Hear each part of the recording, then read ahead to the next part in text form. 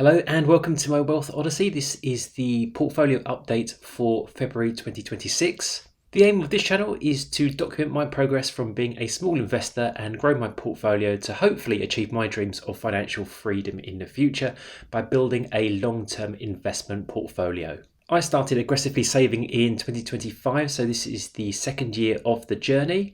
And on this channel, I'm sharing my ups and inevitable downs transparently. As always, none of this is financial advice. This is for entertainment purposes, and investing always carries risk, so please do your own research. So at the end of January, we had a closing balance there of £18,206.22, which was an overall portfolio profit so far of £1,206.22. At the beginning of February, I managed to contribute £1,750 into my stocks and shares ISA.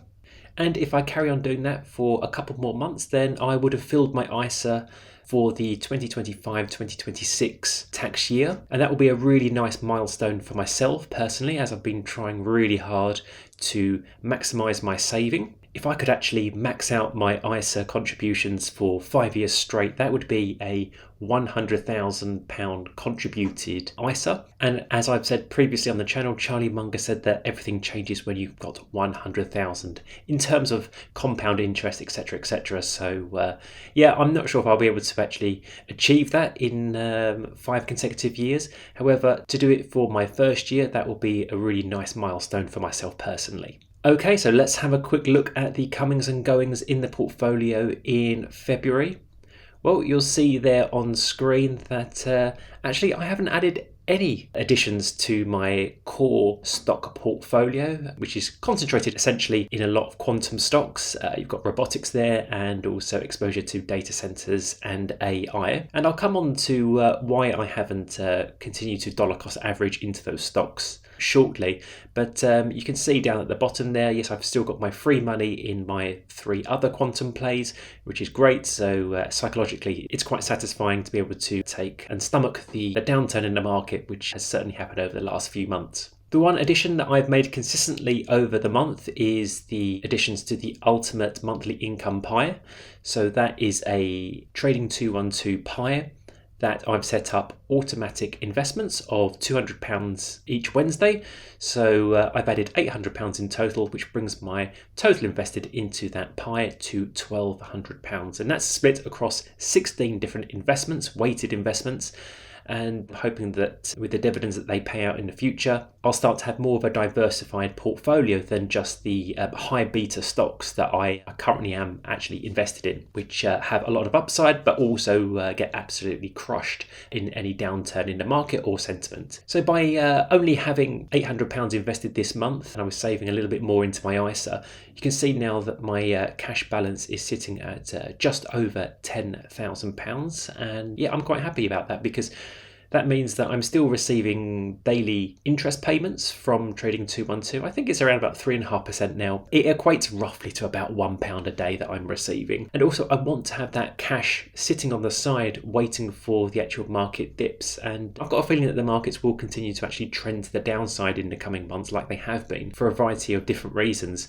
So my plan really has slightly changed. So I'm not going to be investing as much into my core positions. However, I am planning to carry on investing into the monthly pie, which is, as I said, spread across many different kind of income classes, but really building that cash reserve so that when I think that the bottom is in, possibly towards the end of the year, then I can start again contributing to my positions. One really interesting thing that happened this month is that I received an email from Trading 212 to actually vote, because I'm a shareholder in what you see on screen as the Churchill Capital Core. This essentially is the SPAC merger with Infleqtion, which is another quantum play, and I've detailed why I think that Infleqtion are really well positioned to actually benefit from the move towards quantum computing in the coming years. And they essentially do things very similar to IonQ, but they're also generating revenue as well, so a really attractive prospect. So essentially what that vote was to actually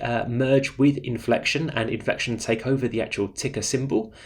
and be listed on the New York Stock Exchange. I obviously voted for that because it's great to have access in terms of more capital markets and exposure and things like that. And then during the actual month of February, you can see there on the screen, Infleqtion actually opened the New York Stock Exchange after successfully the vote went through, and they merged with the new ticker.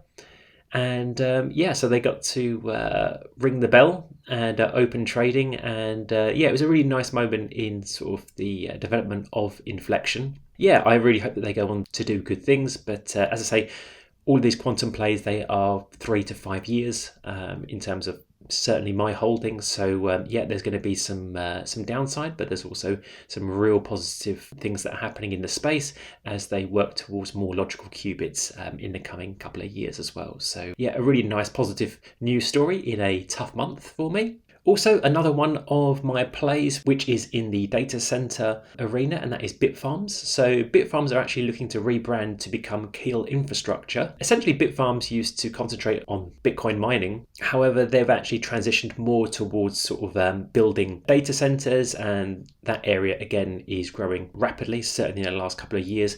So it looks like a clear pivot from the company away from mining towards more of an infrastructure play. I'm hoping that the rebrand and the repositioning of the company will yield some nice returns in the future. I think they've got a lot to offer. So as I'm sure you're all aware, the markets have been selling off, and certainly the high beta plays have been selling off even more aggressively, which is to be expected. In February, we had our worst month since October 2025. I think the risk appetite for high valuation tech stocks definitely slid a little bit. So you can even see in the actual Magnificent Seven, we had some sell-off, and actually I think Microsoft is down about 30% from its all-time highs and things like that. I mean, I'm sure it will recover, but I think people are just trying to sort of work out the valuation of companies, especially with the integration of AI and things like that. So I think some risk-off mentality is happening at the moment, and fair enough. We've had some explosive growth in the last couple of years. Other things that didn't help in the US, the CPI inflation came in actually hotter than expected.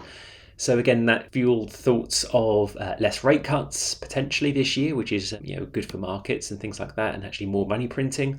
So we might actually have higher interest rates for longer, which is not ideal, certainly until we get a new Fed chair in. And also the PPI inflation as well. So things are all culminating in a reason why the stocks continue to actually sell off, and the broader market is just wondering what is going to be the next catalyst to drive us forward, especially as we see rotation into other sectors, for example, healthcare, utilities and energy. And certainly there's been a lot of interest in defense stocks and things like that. With my trading account, I've been looking at drone stocks and things like that, and they've performed very well so far this year.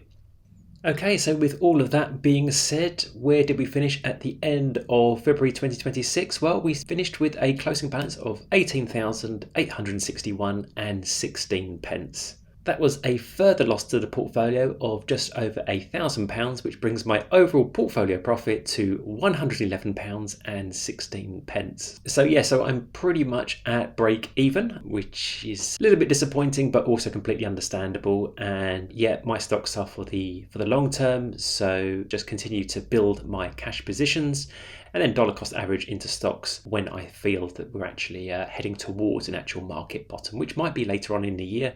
Next, let's have a look at my investing journey graph. So this basically plots the amount that I'm trying to add to the account each month, which is the bottom line, which is the red line, which I'm aiming to add at least £500 per calendar month. Luckily, in the last year and almost a year and a half, I've actually added a lot more of that, which is great. And I know that may not be sustainable in the long term, but the quicker start I get off to, then the better. And the blue line is just the expected return on those stocks. So the orange line then is my actual total invested, and the green line is my final total. So you can see there how in the early months we were almost vertical for about 3 or 4 months there, but we've certainly had a sell-off since October, and we are now trending down towards that orange line. And in fact, we're only about £100 in front of it at the moment. So my hope is that we always stay above the orange line in terms of a month end, but I can certainly see that in the next 3, 4, 5, potentially even 6 months, we could be very much below that orange line for the moment. But we'll just have to wait and see. So now let's have a look at the stocks and shares ISA balance distribution holders in the UK. This is a predicted data set from 22-23, and with a closing balance of £18,800. Once again, I'm actually in the fourth bottom row within the predicted ISA holders. Definitely feels like I've been there for a long time. I would absolutely love to break out of that and into that higher band of £20,000. But yeah, we'll just have to wait and see how that materializes over the coming months. And I've got a feeling that I may be staying in this band for a little bit longer. I hope your portfolios are standing up a little bit better than mine at the moment. But we are in testing times, so you just need to hold your nerve and just keep going and keep moving forward with the plan. Because fundamentally, nothing has changed with the companies that I've invested in. There's a lot of potential there in the future, so you just need to ride out the wider market volatility. So join me in March when we can actually see if I can actually break out of the £15,000 to £20,000 row and actually try and get and stay above that in the future. Cheers, guys.